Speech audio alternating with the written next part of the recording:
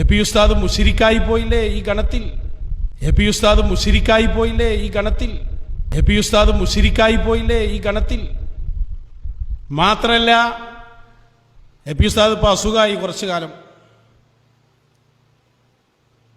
അസുഖമായി, ഒന്നിങ്ങോട്ട് ശരിയായി. മർക്കസിൽ ആദ്യം പ്രസംഗിക്കുകയാണ്, ആദ്യത്തെ പ്രസംഗം. അതിൽ ഉസ്താദ് പറഞ്ഞ എന്താ? ശൈഖുന ഖുതുബുൽ ആലം. ഖുതുബുൽ ആലം, മുദബ്ബിറുൽ ആലം ഒരേ അർത്ഥത്തിനാന്ന് അറിയാത്തവരില്ലല്ലോ. കേട്ടോളൂ, എ പി ഉസ്താദിന്റെ പുതിയ പ്രസംഗം പോലും അതല്ലേ. വെച്ചുകൊടുക്കും. ഇപ്പോൾ സംസാരിക്കുന്നില്ല. ബഹുമാനപ്പെട്ട ശൈഖുന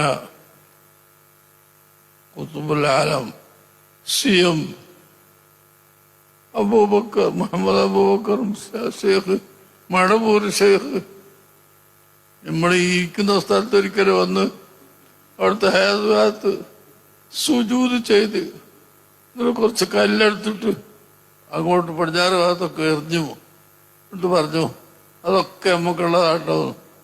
അങ്ങനെ ആ സ്ഥലമൊക്കെ നമ്മളെ കയ്യിലുള്ളത്, കല്ലെറിഞ്ഞ സ്ഥലമൊക്കെ നമ്മളെ കയ്യിലുണ്ട്, നമ്മൾ കാശ് കൊടുത്ത് വാങ്ങിയതാണ്.